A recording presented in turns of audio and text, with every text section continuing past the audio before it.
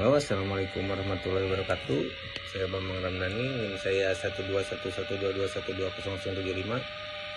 Di sini saya akan mempresentasikan peran media dalam konflik antara Deddy Mulyadi dan Ono Surono. Dalam analisis hukum media, Undang-Undang Nomor 40 Tahun 1999 tentang pers ini mencakup tentang kebebasan pers dan hak wajib dan batasan penyiaran informasi. Dalam kasus ini, media diberikan hak untuk memberitakan konflik antara kedua belah pihak dan hak untuk memberi ruang kepada kedua belah pihak dan tidak boleh memihak kepada siapapun ataupun salah satunya, dan menjadi media yang tidak menyebarluaskan berita tidak benar atau hoax. Oke, untuk tinjauan manajemen dan kebijakan media. Manajemen dan kebijakan penyiaran adalah dua hal yang saling berkaitan. Manajemen media mengatur bagaimana berita diproses, mulai dari pengumpulan, seleksi, hingga penyajian informasi. Sementara itu, kebijakan penyiaran adalah aturan resmi yang ditetapkan oleh lembaga seperti KPI untuk memastikan isi siaran sesuai dengan etika dan kepentingan publik.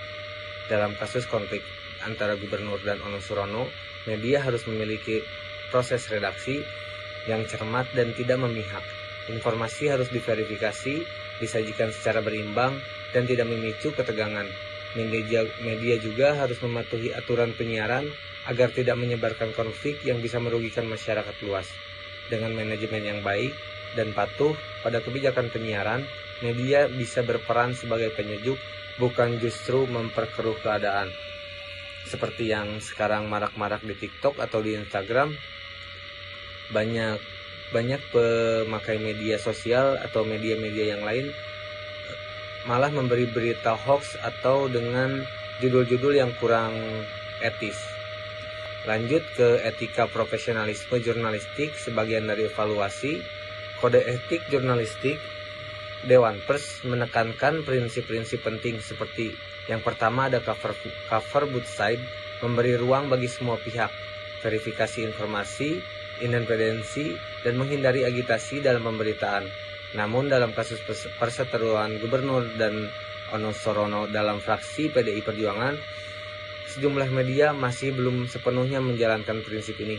Banyak berita yang hanya mengangkat sudut pandang satu pihak, terutama dari pejabat tertentu, tanpa membuat tanggapan dari pihak lain.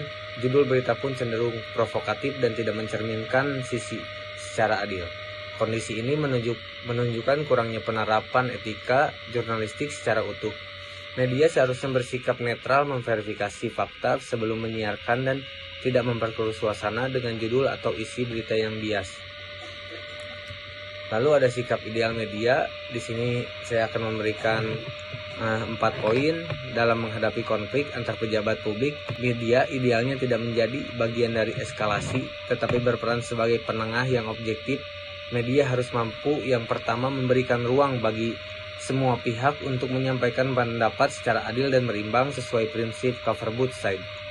Yang kedua, mengalihkan fokus pemberitaan dari konflik pribadi ke isu substansi seperti kebijakan publik, dampak sosial, atau kepentingan masyarakat yang lebih luas. Yang ketiga, mendorong dialog publik yang sehat, bukan memancing perbedaan. Dan yang keempat, ada melatih jurnalis dalam manajemen konflik agar memiliki sensitivitas dan kemampuan mengelola informasi di tengah ketegangan politik atau sosial. Dengan menjalankan fungsi ini, media tidak hanya menyajikan informasi, tetapi juga ikut membangun ruang publik yang cerdas, damai, dan demokratis. Lalu referensi teori dan regulasi yang sah. Untuk referensi yang pertama ada di Undang-Undang Nomor 40 Tahun 1999 tentang pers. Poinnya, pers harus memberikan informasi yang benar dan berimbang. Lalu ada kode etik jurnalistik atau Dewan Pers. Poinnya, wartawan harus netral, tidak memihak siapapun.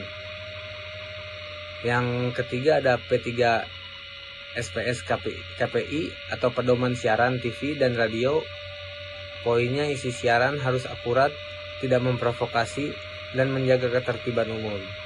Lalu ada teori agenda setting, teori agenda setting yang poinnya media membentuk apa yang dianggap penting oleh masyarakat. Yang kelima yang paling saya sukai adalah teori tanggung jawab sosial, yang dimana media bebas untuk memberikan berita apapun, tapi juga punya tanggung jawab agar tidak membuat berita hoax dan yang memancing ketegangan dan memprovokasi masyarakat. Baik, sekian dari saya. Terima kasih. Wassalamualaikum warahmatullahi wabarakatuh.